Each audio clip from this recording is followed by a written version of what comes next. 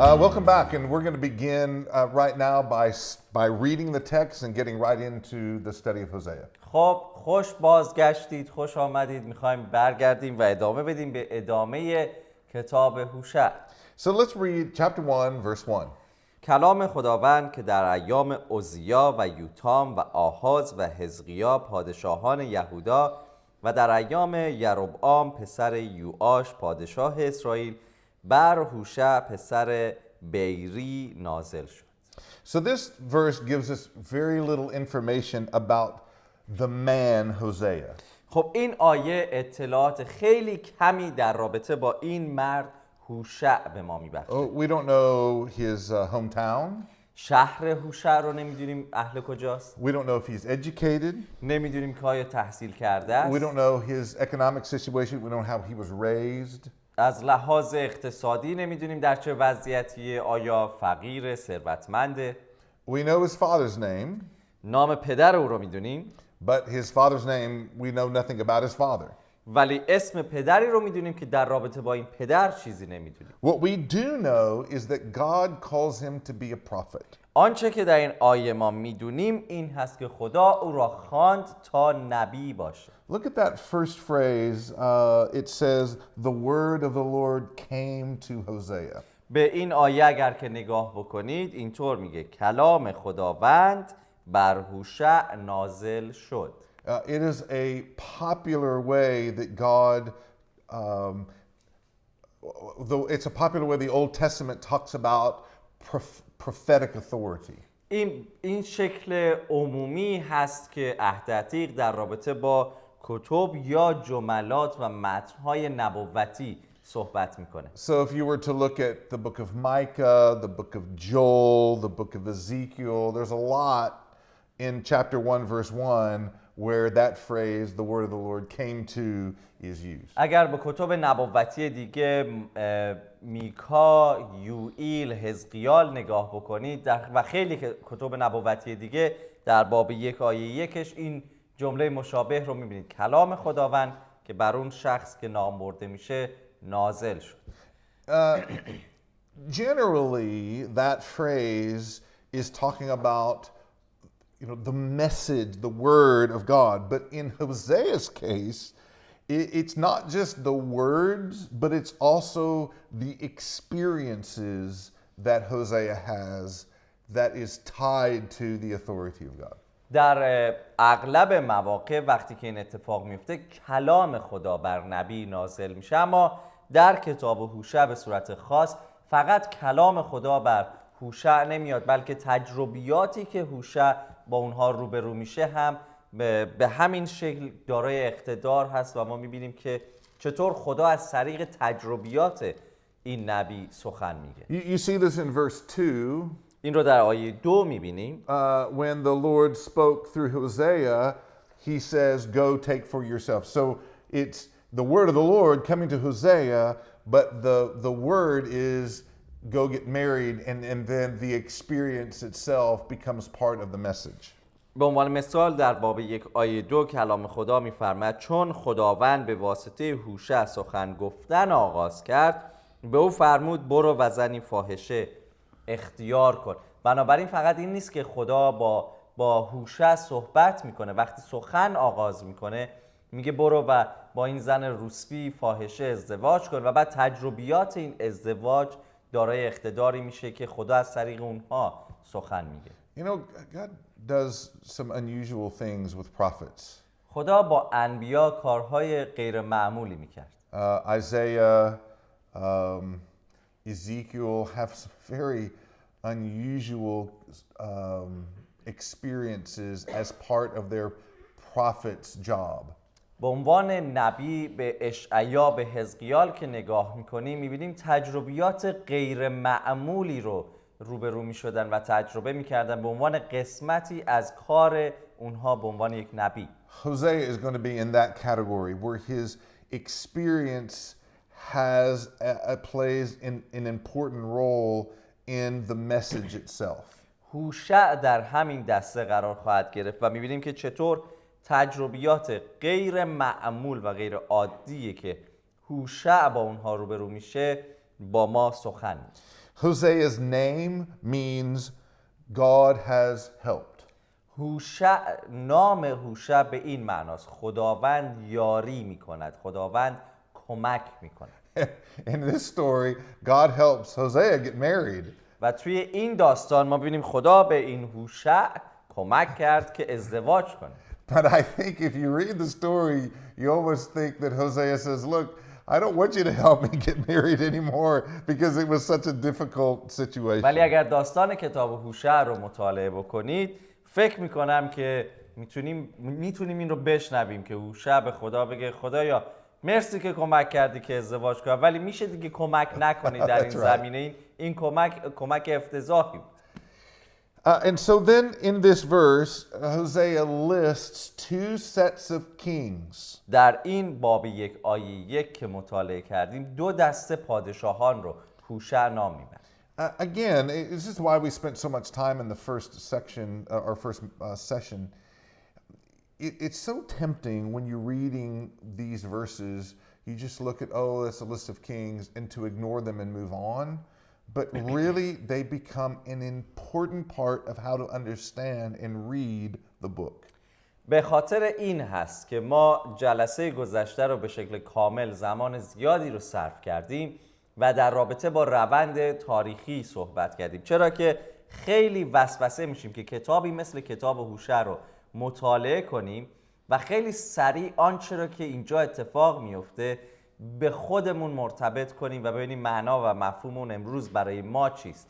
برای این هوشع تاریخ رو به ما میده تا ما بتونیم وضعیت مردم و شنونده اولیه و اصلی رو بهتر متوجه بشیم، بدونیم اونها چه میفهمیدن و چه پیغامی برای اونها در وهله نخست داشت. So Hosea really helps you because he lists who the kings are in the northern kingdom and who the king is in the northern kingdom, and then he lists all the kings of the southern kingdom. And so he really has provided you a very strong historical context for his prophetic message. هوشع در این کتاب کمک بسیار بزرگی در یافتن فضای تاریخی زمان نگارش و اتفاق افتادن این داستان به ما میده، چرا که پادشاهانی رو که در پادشاهی شمالی پادشاهی میکردن و پادشاهانی که در پادشاهی جنوبی پادشاهی میکردن رو به وضوح نام میبره و فضا و وضعیت تاریخی شفافی رو به ما میده. So let's look at this list in verse 1. پس به این لیست، به این مجموعه در آیه 1 نگاه کنیم. So in the southern kingdom is the list of Uzziah, Jotham, Ahaz, and Hezekiah. در پادشاهی یهودا، در پادشاهی جنوبی، عزیا، یوتام، آهاز و حزقیا پادشاهان یهودا بودند. And then Jeroboam is really Jeroboam the second. It's the son of Joash. And his reign is from 793 to 753. پس بعد یربعام رو می‌بینیم که یربعام دوم هست، پسر یوآش، و از 793 to 753. از 793 تا 773 پادشاهی میکرد. So 793 is the top. That's when Jeroboam begins his reign. And then at the bottom you have the last entry, which is Hezekiah. پس ابتدای شروع پادشاهی یربعام در 793 اونجا رو میبینیم و بعد در پایین حزقیا رو میبینیم در پادشاهی جنوبی. And his reign ends in 786. So you've got this 60-year period from the beginning of Jeroboam's reign to the end of Hezekiah's reign. So Hosea's ministry is in this section of Israeli. 60 years. Yeah, about 66 years. پس پادشاهی یربعام رو میبینیم و بعد انتهای پادشاهی حزقیا رو میبینیم در 786. بازه زمانی تقریباً 66 سال رو در بر میگیره کتاب هوشع. We don't know what years particularly he is ministering in. It would be safer to say that he has about a 50 or so year ministry during this time at various, in various sections of that historical period. به شکل واضح نمیتونیم بگیم که در چه زمانهایی در این حدود 66 سال تاریخ این کتاب خدمت میکرده هوشع، ولی امتر هست که اینطور بگیم چیزی هولوش 50 و چند سال در طی این 66 سال او خدمت نبوتی خودش رو انجام میده. So what you should do then as Bible students is you should go back to the books of Kings and Chronicles and you should find in his list these kings and you should read those entries from those books to make sure you understand historically what is happening. بنابراین شما کاری که بعد انجام بدید به عنوان دانشجویان کتاب مقدس که کلام خدا رو میآموزید، میبایست به کتب پادشاهان و تواریخ مراجعه بکنید. این اسامی این پادشاهان و داستانهای اونها، تاریخهای اونها رو مطالعه بکنید و مطمئن بشید که همه اونها رو متوجه شدید تا بتونید فضای این کتاب رو درست‌تر بفهمید. And you should go to the other prophets because some of the other prophets have an overlap of prophetic ministry with each other. So in the sake of, say, Isaiah, who ministers to Ahaz, you've got this historical connection, and so you should read those books too. کار دیگری که میتونید انجام بدید اینه که به انبیاء دیگر مراجعه بکنید، چرا که خدمت نبوتی انبیا در عهد عتیق خیلی وقتا با هم اشتراک زمانی داشتن. به عنوان مثال در این زمینه که کتاب هوشع رو داریم مطالعه میکنیم، یکی از پادشاهانی که نام برده شد آحاز هست و ما میدونیم که اشعیا در زمان پادشاهی آحاز خدمت میکرد، خدمت نبوتیش. پس میتونیم به اون کتاب، به اون نبی مراجعه کنیم و فضای فکری، فرهنگی و وضعیت جامعه رو بهتر متوجه بشیم. Hosea uses the word now more than any other prophetic book. هوشع عبارت حال و یا اکنون رو بیش از هر کتاب نبوتی دیگری استفاده کرده. So it is really important that we understand the historical context of Hosea in order to understand the book, because Hosea is very clear that he's talking right now to a people that must understand God's message for them. پس وقتی این واژه اکنون و حال رو متوجه میشیم و میبینیم، به ما اهمیت فهمیدن وضعیت اون زمان رو نشون میده، چرا که هوشع به شکل واضح و مشخصی با یک سری مردم، با یک قوم در بازه زمانی خاص صحبت میکرد و پیغام او متوجه اونها بود و میخواست اون مردم در اون زمان متوجه بشن خدا به اونها چه چیزی میگه. Verse 2. Let's go ahead and read that verse. ادامه بدیم و آیه 2 رو مطالعه کنیم. چون خداوند به واسطه هوشع سخن گفتن آغاز کرد، به او فرمود برو و زنی فاحشه و فرزندان فحشا برای خود بگیر، زیرا این سرزمین خداوند را ترک گفته سخت هرزه شده است. You know, in this part of the world, in our part of the world, at the time of Hosea, the idea of marriage and covenant, tying those two ideas together, is unique to the people of God. It is not something that the other nations around Israel would have understood. در این قسمت از دنیا، در زمان هوشع، در این قسمت از کره زمین، مفهوم ازدواج و عهد که اینها رو با هم به همدیگه مرتبط میکرد، عهد و ازدواج، تنها در بین قوم اسرائیل دارای مفهومی بیمانند و یکتا بود، مفهوم داشت. در بین اقوامی که اطراف اونها بودن ازدواج و یک مفهوم عهدگونه چندان دیده نمیشد. And really, honestly, that's true today, right? So many other cultures see marriage as a business contract, as a business relationship. You do this for me, I do this to you. و واقعیت اینه که حتی امروز متاسفانه این حقیقت تلخ در جوامع ما دیده میشه. خیلی از فرهنگ‌ها، خیلی از باورها، خیلی از تعالیم ازدواج رو به شکل یک عهد نمیبینه، بلکه یک مفهوم اقتصادی تجاری درش هست.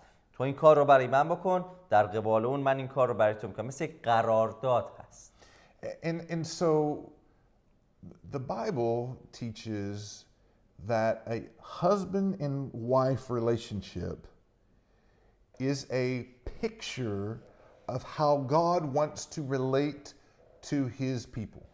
کلام خدا به ما نشون میده که رابطه زن و شوهر در عهد ازدواج تصویری هست از نوع رابطه‌ای که خدا میخواد با انسانها و با قوم خودش داشته باشه. And one of those features in covenant relationship is this idea that a husband is exclusively connected to his wife. In other words, there's to be no other women in a physical, emotional, spiritual relationship, that it needs to be exclusive. Man to a woman, woman to a man. بنابراین یکی از مفاهیم، کاربردهایی که در این حالت عهدگونه ازدواج خدا قرار میده این هست که مرد به شکل منحصر به فردی تنها با همسر خودش به او باید وفادار بمونه و تنها با او باشه، نه در فکرش، نه در حالت روحانیش، نه در حالت فیزیکیش. با هیچ زن دیگری نمیتونه باشه، یک مرد و یک زن. And actually this idea is carried over into the New Testament. You hear the church being called the bride of Christ. همین ایده رو ما میبینیم در عهد جدید هم به کار برده میشه و ادامه مییابه. کلیسا عروس عیسی مسیح خوانده میشه. And so Hosea is one of those books that's going to make clear this picture, this idea of marriage as a picture of covenant, like God's relationship to his people. و هوشع یکی از کتبی هست که این مفهوم رو خیلی استفاده میکنه که رابطه خدا با قوم خودش مفهومی مثل رابطه عهدگونه که در ازدواج باید وجود داشته باشه هست. And the picture here that really you find throughout the Old Testament is God's jealous, zealous love for his people, like a husband's zealous, jealous love for his wife. آنچه رو که ما در رابطه با خدا متوجه میشیم در رابطه با قوم خودش، مخصوصا در عهد عتیق، خدا نسبت به قوم خودش که مثل یک عروس، مثل همسر او هست، حسادتی عاشقانه و غیرتی عاشقانه داره. همونطور که یک مرد برای همسر خودش غیرتی عاشقانه و حسادتی عاشقانه در ازدواج داره.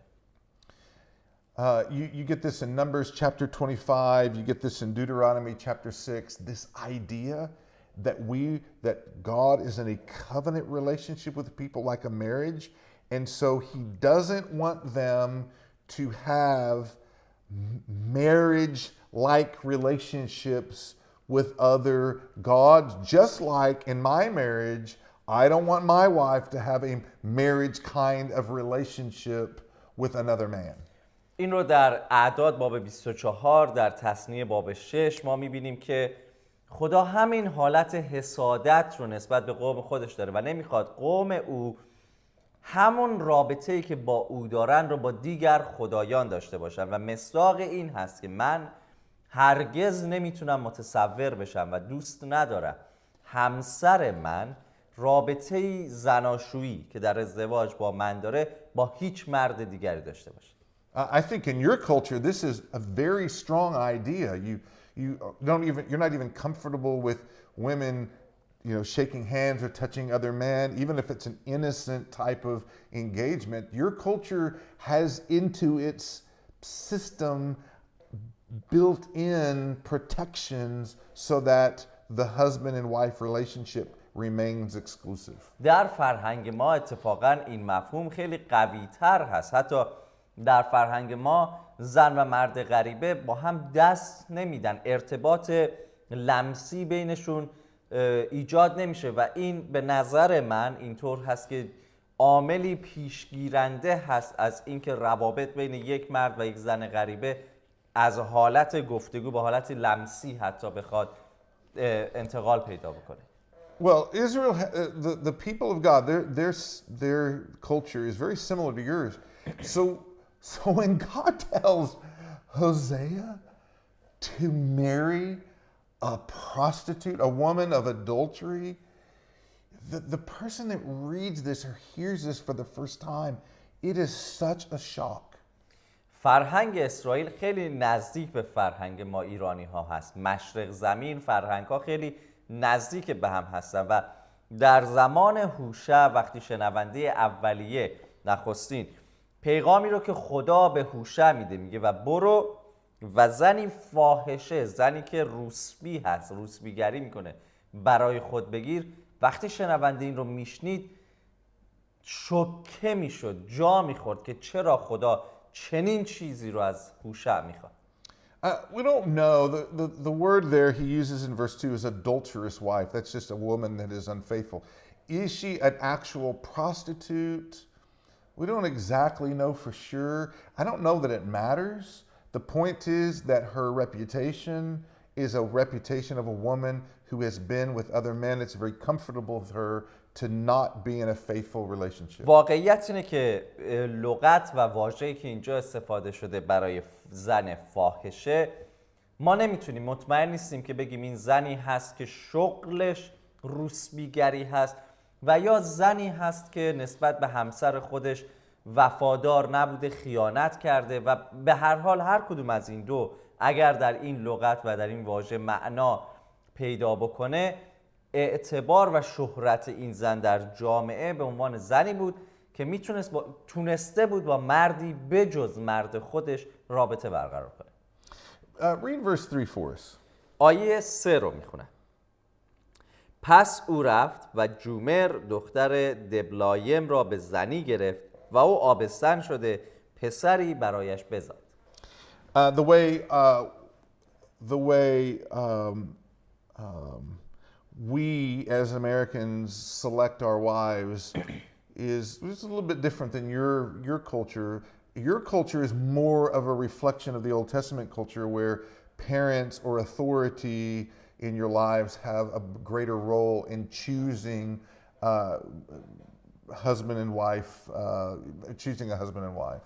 طریقی که ما در فرهنگ آمریکایی ازدواج میکنیم، زن و شوهر خودمون رو انتخاب میکنیم، متفاوت هست با اون شکلی که در فرهنگ و جامعه ایرانی انجام میشه و اتفاقا فرهنگ ایرانی خیلی نزدیکتر هست به این شکلی که در فرهنگ یهودی و اسرائیلی انجام میشد، جوری که پدر و مادر، کسانی که دارای اقتدار هستن، بزرگترهای فامیل، معمولا برای جوانها همسر انتخاب میکنن. So I would have liked to known when Hosea goes, we don't know how this worked, but when he says to his parents or to his father, I'm going to marry Gomer, I would have liked to have known what kind of pressure and stress that would have been for him. خب واضحا نمیدونیم، ولی برای من جالب هست که این رو بهش فکر بکنم. وقتی که در اون فضای فرهنگی هوشع پیش خانواده خودش، پیش پدر و مادر خودش رفت و گفت من میخوام با گومر ازدواج بکنم، چه فشار و استرسی روی پدر و مادر رو اومد. I'm going to marry this woman who's either a prostitute or has a reputation of adultery. I'm going to marry her and God told me to do this. خب اصلا من نمیدونم یک شخص چطور میتونه این کار رو انجام بده که پیش پدر و مادر خودش بره بگه میخوام با زنی ازدواج کنم که حالا یا روسبی و فاحشه از شغلش اینه یا به عنوان زنی بی‌وفا و خائن به همسرش مشهوره در اون جامعه و خدا به من گفته برو با او ازدواج کن. It reminds me a little bit of Mary. یه ذره من رو یاد مریم میندازه. You're going to become pregnant and God is the one that did this to you.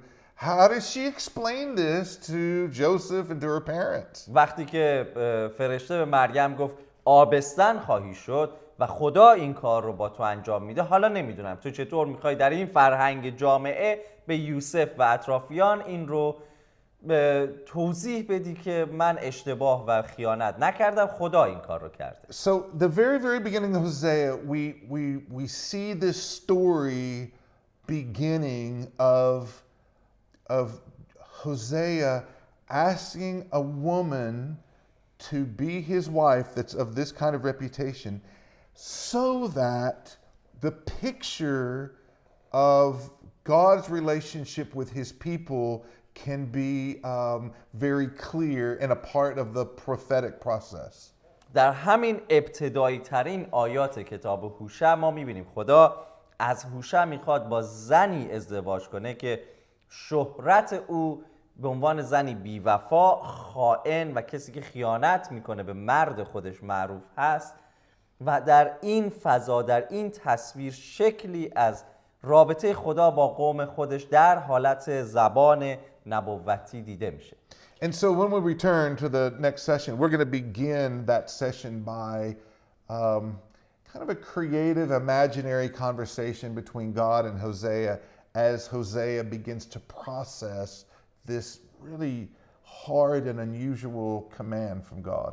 پس وقتی که برگردیم برای جلسه بعد، ادامه صحبت‌های ما به این شکل خواهد بود. می‌خوایم یه مقدار فضایی رو متصور بشیم، گفتگوی بین خدا و هوشع. وقتی خدا به هوشع گفت برو این زن رو بگیر و هوشع چطور واکنششون داد و چه گفتگوهای بین اونها رد و بدل شد، این رو می‌خوایم تصور کنیم. And we'll do that when we return. برگردیم و این کار رو انجام خواهیم داد.